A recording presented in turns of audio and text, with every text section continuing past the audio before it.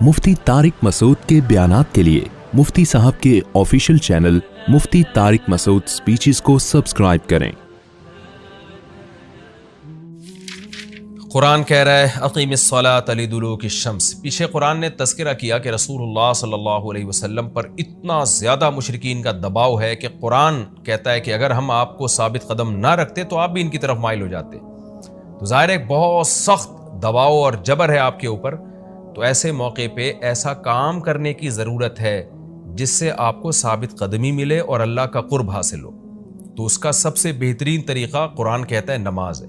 यानी ए नबी सल्लल्लाहु अलैहि वसल्लम आप नमाज को मजबूती से थामिए ताकि आपको साबित कदमी मिले, आपको अल्लाह का कुर्ब मिले। क्योंकि जिस अल्लाह के लिए काम किया जा रहा है ना, जब तक उस अल्लाह से रिश्ता मजबूत नहीं होगा तो उस काम में आप साबित कदम नहीं रह सकते। और अल्लाह से रिश्ता मजबूत करने का सबसे बड़ा ज़रिया नमाज है।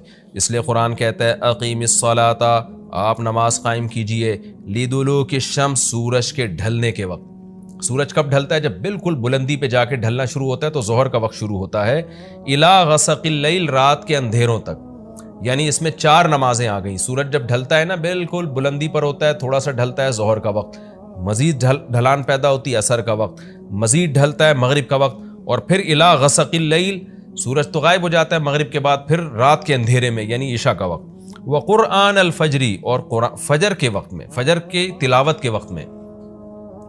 तो कुरान में इशारा कर दिया कि असल तिलावत का वक्त है ही फजर का। आज बाज़ इमामों को हमने देखा फजर में बड़ी मुख्तसर तिलावत करते हैं, ये बिल्कुल गलत है। सुन्नत है फजर में तिवाले मुफस्सल यानी सूरह हुजरात से लेकर सूरह बुरूज तक की जो लंबी लंबी सूरतें हैं उनको तिलावत किया जाए। तो फजर के कुरान के वक्त भी आप नमाज कायम कीजिए। इन्न क़ुरआन अल फ़जरी, बेशक फजर का जो कुरान है, फजर में जो तिलावत है, काना मशहूदा, उसमें हाजिर होते हैं। कौन हाजिर होते हैं? हदीस से पता चलता है फरिश्ते। फजर का वक्त इतना मुबारक वक्त है जब उसमें इमाम साहब क़िरात करते हैं और लोग हाथ बांध के पीछे इमाम की क़िरात सुनते हैं। एक ख़ास सकीनत नाजिल होती है अल्लाह की तरफ से, और फरिश्ते भी उस तिलावत में नाजिल होते हैं। सही हदीस से ये बात साबित है कि फ़रिश्ते जो तब्दील होते हैं ना, उनके आने जाने का वक्त और फजर और असर में है। वो जो फजर में फ़रिश्ते आते हैं इंसान की हिफाजत के लिए, लहू मुअक़्क़िबातुम मिन बैनि यदैहि व मिन खल्फ़िही यहफ़ज़ूनहु मिन अम्रिल्लाह। बहुत सारी मखलूक इस कायनात में ऐसी है जहाँ तक साइंस नहीं पहुँची और हो सकता है क़यामत तक पहुँच ही ना सके। वो इंसान की अकल से बालतर है वो मखलूक, और ये भी मुमकिन है पहुँच जाए साइंस तरक्की करके। वो मखलूक इंसान को नुकसान पहुँचाने की कोशिश करती है। तो उस मखलूक से बचाने के लिए, जिनमें जिन्नात हैं सर फहरिस्त, उनसे बचाने के लिए अल्लाह ने फ़रिश्तों का इंतज़ाम किया है। तो हदीस में आता है सुबह शाम, कुरान से भी ये बात साबित है, सुबह शाम फ़रिश्तों की बारियाँ चेंज होती हैं और वो हमारी हिफाजत के लिए अल्लाह की तरफ से मुतय्यन होते हैं। तो उनकी जो हाज़िरी है उन फरिश्तों की, वो फजर के वक्त में होती है। और ये भी हदीस से साबित है कि बहुत से फरिश्ते सिर्फ तिलावत सुनने के लिए ज़मीन पे उतरते हैं। तहज्जुद के बारे में हदीस में आता है कि जब कोई शख्स तहज्जुद में कुरान की तिलावत करता है तो फरिश्ते आना शुरू होते हैं और उसके जो है ना लबों पे अपने मुंह को रख लेते हैं उसकी तिलावत को चखने के लिए। इतना फरिश्तों को लुत्फ़ महसूस होता है तहज्जुद की तिलावत में। और फिर वो तांता बनाते बनाते जो है ना एक दूसरे पे सवार होते होते आसमान की बुलंदियों तक पहुँच जाते हैं। तो फजर की नमाज में भी ये फजीलत है। तो आगे अल्लाह फरमाते हैं कि अल्लाह ने फजर की नमाज की फजीलत को बयान किया। आगे अल्लाह फरमाते हैं व अमीनल लैल, ये तो 5 नमाजें हो गई, ये तो सारी उम्मत पे फ़र्ज़ हैं। लेकिन रात के कुछ हिस्से में फ़तहज्जद बिही का मतलब इस हिस्से में आपने तहज्जुद पढ़नी है, नाफ़िलतल लक, ए मोहम्मद सल्लल्लाहु अलैहि वसल्लम, ये आपके लिए इजाफ़ा है। क्या मतलब? या तो नबी सल्लल्लाहु अलैहि वसल्लम पे 6 नमाजें फ़र्ज़ थी, यानी 5 फ़र्ज़ के अलावा तहज्जुद भी फ़र्ज़ थी। तो इसलिए कुरान ने कह दिया कि उम्मत पे तो 5 फ़र्ज़ हैं नाफ़िलतल लक, लेकिन ये तहज्जुद आपके लिए इजाफ़ी है, यानी आप पर 6 नमाजें फ़र्ज़ हैं। एक मतलब तो ये भी हो सकता है। और जो उलमा इसके कायल हैं कि नहीं नबी पर तहज्जुद फ़र्ज़ नहीं थी, तो उनके नज़दीक इस आयत की तफसीर ये होगी कि ये आपके लिए एक इजाफ़ा है अल्लाह के कुर्ब हासिल करने का। यानी 5 नमाजें तो पढ़नी ही पढ़नी है, लेकिन आप अल्लाह के कुर्ब के लिए एक इजाफी चीज़ भी आपको दी जा रही है ताकि आपके दर्जात और ज़्यादा बुलंद हो। तो ऐसी सूरत में ये सिर्फ नबी के साथ ख़ास नहीं है, क्योंकि खिताब नबी से चल रहा है इसलिए अल्लाह ने कह दिया आपके लिए इजाफा, वरना हकीकत में पूरी उम्मत के लिए ये इजाफा है। आगे अल्लाह फरमाते हैं आसा अन यबअसका रब्बुका, उम्मीद है कि आपको आपका रब पहुँचा दे मकाम महमूद तक। ये मकाम महमूद क्या है? शफाअत कुबरा, यानी تمام پیغمبر نبی کے پاس آئیں گے کہ آپ سفارش سے آغاز کریں، یعنی سفارش کا آغاز آپ سے ہوگا، پھر آپ صلی اللہ علیہ وسلم سفارش کریں گے۔ تو یہ ایک سب سے اونچا مقام ہے جو اللہ قیامت کے دن رسول اللہ صلی اللہ علیہ وسلم کو دے گا، اور جس سے آپ کی تمام پیغمبروں پر فضیلت ثابت ہو جائے گی کہ جب تک آپ کی طرف سے شفاعت کی ابتدا نہیں ہوگی کوئی اور پیغمبر سفارش نہیں کریں گے۔ تو اللہ نبی صلی اللہ علیہ وسلم کو تسلیاں دے رہا ہے کہ یہ مشرکین کا جو آپ کے اوپر بے پناہ دباؤ ہے، جبر ہے، آپ اس میں تسلی رکھیے، آپ نماز قائم کریں اور تہجد کی پابندی کریں، اللہ نے آپ کو بہت بڑا آگے چل کے مقام دینا ہے۔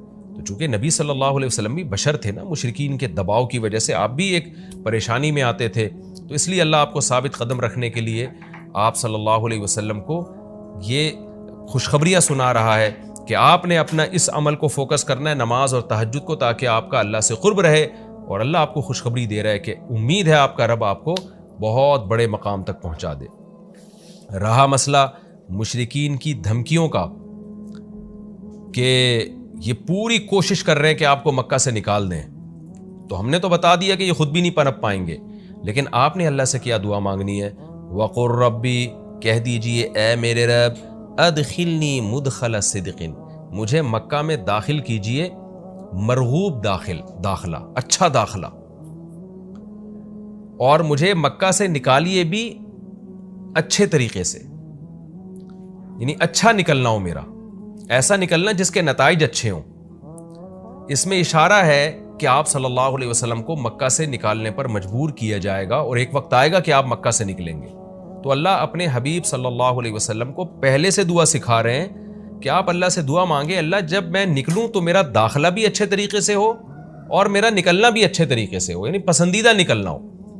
سوال پیدا ہوتا ہے نکلنے کا عمل تو پہلے ہے اور مکہ میں داخلے کا عمل بعد میں، تو نکلنے کا تذکرہ پہلے ہونا چاہیے کہ اللہ مکہ سے مجھے اچھی طریقے سے نکال، اور مکہ میں مجھے داخل بھی اچھے طریقے سے کرنا، تو داخلے کا تذکرہ پہلے کیوں؟ تو اس میں بلاغت کا ایک نقطہ ہے کہ پیغمبر کا بنیادی مقصد وہ ہدف ہے جو پیغمبر دنیا میں لے کے آئے ہیں، تو اس کی آغاز تو مکہ سے کرنا ہے جس میں آپ کو بھیجا گیا، جو ابراہیم علیہ السلام کا شہر ہے، جہاں بیت اللہ ہے، اسلام کا مرکز تو اس جگہ سے بننا ہے۔ تو اس جگہ سے اگر نکالنا ہی مقصد ہے تو یہ جگہ تو رہ گئی نا پھر جو ابراہیم علیہ السلام کا مرکز اور ابراہیم علیہ السلام کی دعائیں تھیں، تو اس لیے اصل مقصد تو یہ کہ مکہ میں داخل میں اچھے طریقے سے ہوں، جو پیغمبر کا مقصد تھا دنیا میں آنے کا، مکہ فتح کر کے داخل ہوں، یہاں مجھے غلبہ ملے، اور یہاں میرا جب داخلہ ہو تو ایسا داخلہ جس کو میں پسند کروں۔ یہ جو ابھی میں مکہ میں کہیں سفر سے جا کے واپس آتا ہوں، یہ داخلہ وہ داخلہ نہیں ہے جو میں چاہتا ہوں۔ تو چونکہ مکہ سے نکلنا مقصد نہیں ہے، نکالا اس لیے جا رہا ہے تاکہ داخلہ ایک طاقت کے ساتھ ہو اور اچھے طریقے سے داخلہ ہو، اس لیے اس داخلے کا تذکرہ پہلے کیا جا رہا ہے۔ ہاں وہ داخلہ اس وقت تک ممکن نہیں ہے جب تک مکہ سے ایک دفعہ آپ کا خروج نہ ہو، تاکہ مدینہ میں ریاست بنے اور آپ 10,000 کا لشکر لے کر فاتحانہ انداز سے مکہ میں داخل ہوں، اور جس مقصد کے لیے اللہ نے آپ کو بھیجا تھا وہ مقصد پورا ہو۔ تو وہ مقصد نکلے بغیر پورا ہو نہیں سکتا، اس لیے نکلنے کا تذکرہ کر دیا، ورنہ اصل مقصد تو یہ ہے کہ اللہ میں مکہ سے نکلنا نہیں چاہتا، میں مکہ میں داخلہ چاہتا ہوں۔ داخلہ ایسا ہونا چاہیے مدخل صدق، سچا مرغوب داخلہ ہونا چاہیے۔ چنانچہ اللہ نے آپ کی دعا قبول کی، اور جب نبی مکہ میں داخل ہوئے نکلنے کے بعد تو کیسا بہترین آپ نے کا داخلہ ہوا کہ 10,000 کا لشکر لے کر آپ گئے، اور مشرکین مکہ آپ سے معافی کی بھیک مانگ رہے تھے۔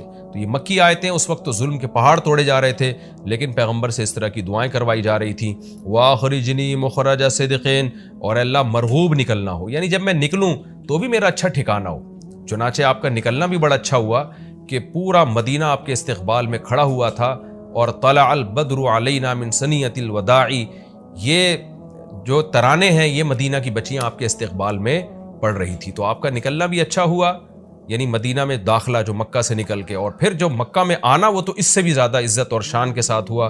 وَاجْعَلْ لِي مِن لَّدُنْكَ سُلْطَانًا نَصِيرًا، اور اللہ تو بنا دے میرے لیے اپنے پاس سے زبردست طاقت جس میں میری مدد ہو، غلبہ دے دے مجھے مشرکین پر۔ یہ بھی مستقبل کی دعا ہے جو ان حالات میں نبی سے منگوائی جا رہی ہے، اور اللہ نے آپ کی ساری دعاؤں کو قبول کیا، سلطان نصیر بھی دے دیا آپ کو، غلبہ بھی دے دیا مکہ پہ، ایسا غلبہ جس میں اللہ کی مدد تھی، اور وہ کمزور غلبہ نہیں تھا، طاقتور غلبے کو سلطان کہا جاتا ہے۔ اور مدینہ میں جانا بھی آپ کا پسندیدہ ہوا اور مکہ میں آنا بھی آپ کا پسندیدہ ہوا.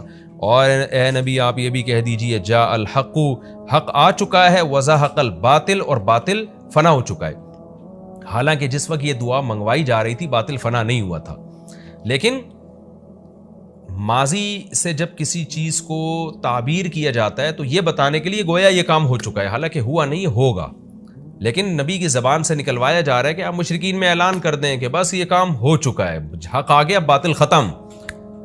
اور یعنی ہوگا تو فیوچر میں، لیکن گویا ابھی ہو چکا ہے. اتنا یقینی ہے کہ میں تمہیں اس کی پہلے سے خبر دے چکا ہوں کہ باطل اب پنپنے نہیں پائے گا کیونکہ حق اب آ چکا ہے.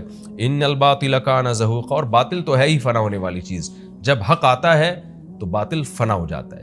نبی صلی اللہ علیہ وسلم جب مکہ مکرمہ میں داخل ہوئے نا تو آپ بتوں کو چھڑیوں سے گراتے تھے، چھڑی سے.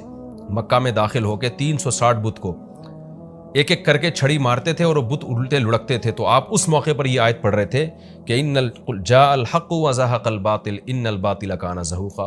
کیا کیفیات بنتی ہوں گی صحابہ کی اور پیغمبر کی اس وقت کہ جو خوشخبری ان کو 13 سال پہلے دی گئی تھی، کئی سال پہلے دی گئی تھی اور یقینی دی گئی تھی کہ یہ ہو چکا، تو اللہ نے اپنی آنکھوں سے دکھا دیا کہ کیسے بتوں کو بیت اللہ سے نکالا جا رہا ہے اور اللہ کے گھر کو کیسے شرک سے پاک کیا جا رہا ہے. وَنُنَزِّلُ مِنَ الْقُرْآنِ مَا هُوَ شِفَاءٌ وَرَحْمَةٌ لِّلْمُؤْمِنِينَ، اور قرآن کہہ رہے ہیں ہم قرآن نازل کرتے ہیں جس میں مومنین کے لیے شفا ہے. یعنی اے نبی آپ کی تسلی کے لیے اور بھی ہم بتائیں آپ کو کہ ہم یہ جو آیتیں نازل کر رہے ہیں نا اس میں مومنین کو بھی شفا مل رہی ہے، ان کی اصلاح ہو رہی ہے شرک سے اور برے عقیدوں سے، اور مسلمانوں کے لیے یہ رحمت ہے، ان کو تسلیاں بھی مل رہی ہیں. وَلَا يَزِيدُ الظَّالِمِينَ إِلَّا خَسَارًا، اور ظالمین کے خسارے میں اضافہ ہو رہا ہے کیونکہ ظالمین اس پر عمل نہیں کر رہے، حجت تمام ہو رہی ہے. وَإِذَا نَمْنَا عَلَى الْإِنسَانِ أَعْرَضَ وَنَأَىٰ بِجَانِبِهِ، قرآن کہتے ہیں ہم جب انسان پر احسان کرتے ہیں تو وہ اعراض کرتا ہے اور اپنے پہلو کو ہٹا دیتا ہے. نعمت ملنے کے بعد بجائے اللہ کے قریب ہونے کے اللہ سے دور ہوتا ہے. وَإِذَا مَسَّهُ الشَّرُّ، اور جب انسان کو کوئی مصیبت پہنچتی ہے کَانَ یئوسا، تو مایوس ہونے لگتا ہے. یعنی انسان کے بارے میں شکایت کی جا رہی ہے کہ اس کا اللہ پر ایمان نہیں ہے. پیغمبر کا مقصد ہے اللہ سے جوڑنا. تو یہ جو مشرکین ہیں جو اللہ کو نہیں مانتے، یہ خوشیوں میں بھی اللہ کو بھولتے ہیں اور غم میں بھی اللہ کو بھولتے ہیں، اسباب کو دیکھتے ہیں. لہٰذا جب اسباب کو آپ دیکھتے ہو اور پریشانی آتی ہے تو اسباب بتا رہے ہوتے ہیں پریشانی دور نہیں ہو سکتی، تو مایوس ہونے لگتے ہیں، ڈپریشن میں جاتے ہیں. اور جب خوشی آتی ہے تو اپنا کمال سمجھتے ہیں، لہذا اترانے لگتے ہیں اور خدا سے دور ہو جاتے ہیں. تو اے نبی ان سے کہہ دیجئے کل یعمل علی شاکلتہ، ہر شخص اپنی نیچر کے مطابق عمل کر رہا ہے. اچھے لوگ کیا کرتے ہیں کہ جب انہیں خوشی ملتی ہے تو شکر ادا کرتے ہیں، اور غم آتا ہے تو مایوس نہیں ہوتے، ان کو پتہ ہے غم اللہ دور کر سکتا ہے. فَرَبُّكُمْ أَعْلَمُ، تمہارا رب خوب جانتا ہے بِمَنْ هُوَ أَهْدَىٰ سَبِيلًا، کون ان دونوں فریقوں میں سیدھے راستے پر چل رہا ہے. جو غموں میں مایوس ہو اور خوشیوں میں اترانے لگے، خدا سے دور ہو جائے، وہ گمراہی والے راستے پر ہے. اور جو خوشیوں میں اللہ کے قریب آئے، شکر ادا کرے، اور غموں میں بھی اللہ کے قریب آئے کہ غم کو اللہ ہی دور کر سکتا ہے، مایوس نہ ہو، یہ سیدھے راستے پر ہے. اللہ خوب جانتا ہے کون سیدھے راستے پر ہے، یعنی اس میں اللہ نے اشارہ دے دیا کہ یہ لوگ سیدھے راستے پر ہے، تو ہمیں ایسا بننا چاہیے.